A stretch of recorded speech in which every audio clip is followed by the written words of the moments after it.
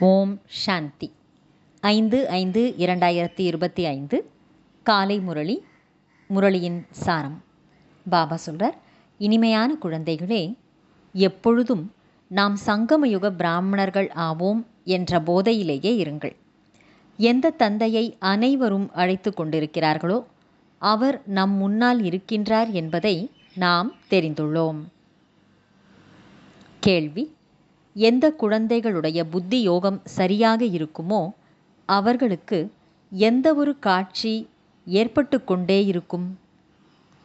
பதில்: சத்யுகத்தின் புதிய ராஜ்யத்தில் என்னென்ன இருக்கும், நாம் எப்படி பள்ளியில் படிப்போம், பிறகு ராஜ்யம் செய்வோம் என்பன போன்ற அனைத்து காட்சிகளும் எந்த அளவிற்கு காலம் அருகில் வந்து கொண்டிருக்குமோ அந்த அளவிற்கு அவர்களுக்கு காட்சிகள் கிடைத்து கொண்டே இருக்கும்.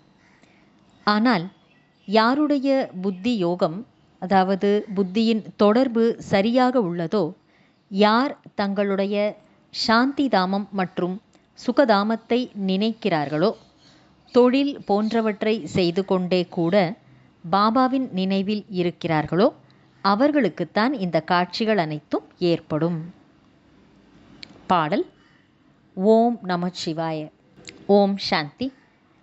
பக்தி மார்க்கத்தில் மற்ற சத்சங்கங்கள் என்னவெல்லாம் இருக்கிறதோ அவற்றுக்கு அனைவரும் சென்றிருப்பார்கள். ஒன்று, அங்கே அனைவரும் ஆஹா குருவே என்று சொல்லுங்கள் என்பார்கள், அல்லது ராமருடைய பெயரை சொல்வார்கள்.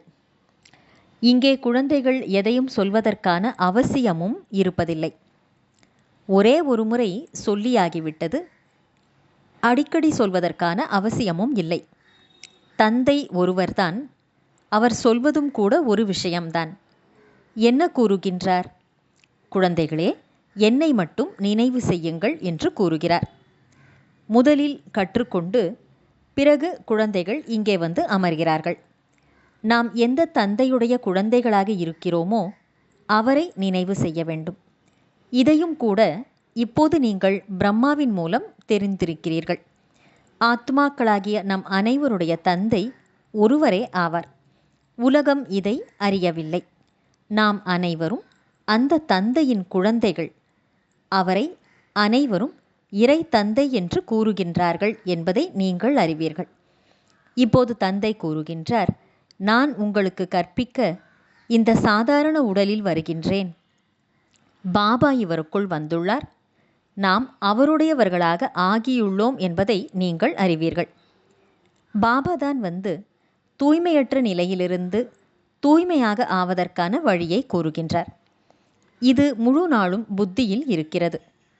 சொல்லப்போனால் அனைவருமே சிவபாபாவின் குழந்தைகள்தான். ஆனால் நீங்கள் அறிவீர்கள், மற்றவர்கள் யாரும் தெரிந்திருக்கவில்லை.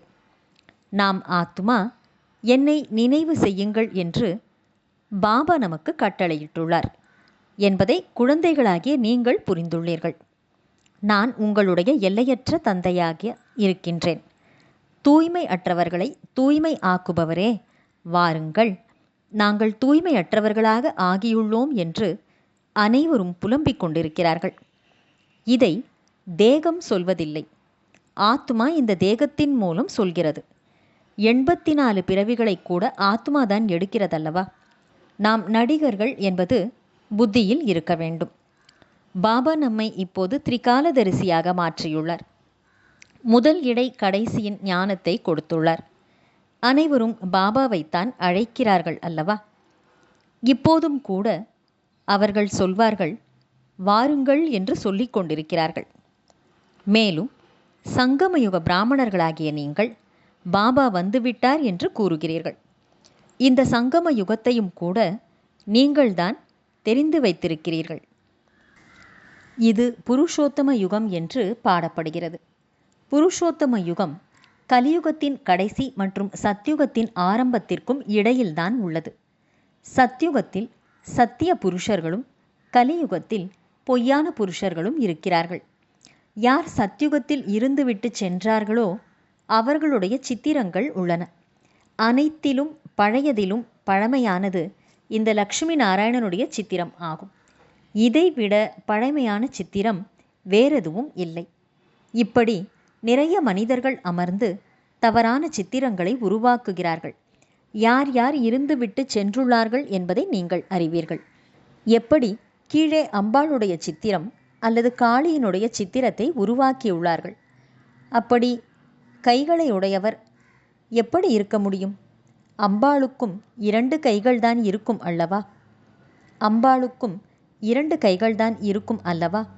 மனிதர்கள் சென்று கையெடுத்து கும்பிடுகிறார்கள், பூஜை செய்கிறார்கள். பக்தி மார்க்கத்தில் அநேக விதமான சித்திரங்களை உருவாக்கியுள்ளார்கள். மனிதர்கள் மீதுதான் அநேக விதமான அலங்காரம் செய்கிறார்கள் எனும்போது ரூபம் மாறிவிடுகிறது. உண்மையில் இந்த சித்திரம் போன்றவை எதுவும் இல்லை. இவை அனைத்தும் பக்தி மார்க்கம் ஆகும். சத்யுகத்தில் இப்படி நடப்பதில்லை. இங்கே மனிதர்கள் குருடர்களாக ஊனமுற்றவர்களாக பிறக்கிறார்கள். சத்யுகத்தையும் கூட நீங்கள் அறிவீர்கள். ஆதிசனாதன தேவி தேவதைகளின் தர்மம் இருந்தது. இங்கே ஆடையை பாருங்கள். ஒவ்வொருவருக்கும் தனக்கென எவ்வளவு வகைகள் உள்ளன. அங்கே எப்படி ராஜா ராணியோ அப்படி பிரஜைகளும் இருக்கிறார்கள். எந்த அளவுக்கு அருகில் சென்று கொண்டே இருப்பீர்களோ அப்போது உங்களுக்கு தங்களுடைய ராஜ்யத்தினுடைய ஆடை போன்றவற்றின் காட்சிகள் கூட தெரிந்து கொண்டே இருக்கும். நல்லது. தாரணைக்கான முக்கியமான சாரம். ஒரு பார்வையின் மூலமே யாரையும் அமைதியாக்கும் அளவிற்கு யோகத்தின் நிலையை உருவாக்கி கொள்ள வேண்டும். ஒரே அடியாக நிசப்தமாகி அசைவற்று போய்விட வேண்டும். அதற்காக அசரீரி ஆவதற்கான பயிற்சி செய்ய வேண்டும். 2வது, ஞானத்தின் உண்மையான போதையில் இருப்பதற்காக நாம் சங்கம யுகத்தவர்கள். இப்போது இந்த பழைய உலகம் மாறப்போகிறது. நாம் நமது வீட்டுக்கு சென்று கொண்டிருக்கிறோம் என்பது நினைவில் இருக்க வேண்டும். எப்போதும் ஸ்ரீமத்துப்படி நடந்து கொண்டிருக்க வேண்டும். சாக்கு போக்கு சொல்லக்கூடாது. வரதானம். பரமாத்ம சந்திப்பின் மூலம் ஆன்மீக உரையாடலுக்கு சரியான பதிலை பெறக்கூடிய தந்தைக்கு சமமான பல ரூபத்தை எடுப்பவர் ஆகுக. பரமாத்ம சந்திப்பின் மூலம் ஆன்மீக உரையாடலுக்கு சரியான பதிலை பெறக்கூடிய தந்தைக்கு சமமான பல ரூபங்களை எடுப்பவர் ஆகுக. விளக்கம். தந்தை சிவன் பல ரூபதாரியாக இருக்கின்றார். அதாவது பகு ரூபி என்று கூறுகிறோம். ஒரு நொடியில் நிராகார நிலையில் இருந்து ஆகாரி ஆடையை, அதாவது சூட்சும உடலின் ஆடையை அணிந்து கொள்கின்றார். அவ்வாறே நீங்களும் இந்த மண்ணாலான சரீரத்தின் ஆடையை விட்டுவிட்டு ஆகாரி ஃபரிஷ்தா எனும் பளபளப்பான ஆடையை அணிந்து கொண்டீர்கள் என்றால் சந்திப்பும் சுலபமாகிவிடும். ஆன்மீக உரையாடலும் தெளிவாக புரிய வரும். ஏனெனில் இந்த ஆடை பழைய உலகிய உள்ளுணர்வு மற்றும் அதிர்வலைகளில் இருந்தும் மாயையின் நீராலும் நெருப்பாலும் காக்க வல்லதாகும். இதில் மாயை வந்து தலையிட அல்லது குறுக்கிட முடியாது. ஸ்லோகன். உறுதித்தன்மை என்பது நடக்காத காரியத்தையும் நடந்தேறச் செய்துவிடும். நல்லது. இனிமையிலும் இனிமையான, வெகு காலம் கழித்து காணாமல் போய் மீண்டும் தேடி கண்டெடுக்கப்பட்டுள்ள செல்லமான குழந்தைகளுக்கு தாயும் தந்தையுமான பாப்தாதாவின் அன்பான நினைவுகள் மற்றும் காலை வணக்கம். ஆன்மீக குழந்தைகளுக்கு ஆன்மீக தந்தையின் நமஸ்காரம். ஆன்மீக தந்தைக்கு ஆன்மீக குழந்தைகளின் நமஸ்காரம். அவ்யக்த சமிக்கை.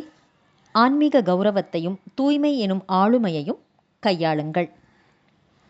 பிரம்மா குமாரர் என்பதன் பொருளே எப்பொழுதும் தூய்மை எனும் ஆளுமையிலும் ஆன்மீக கௌரவத்தையும் கையாள்பவர் என்பதாகும்.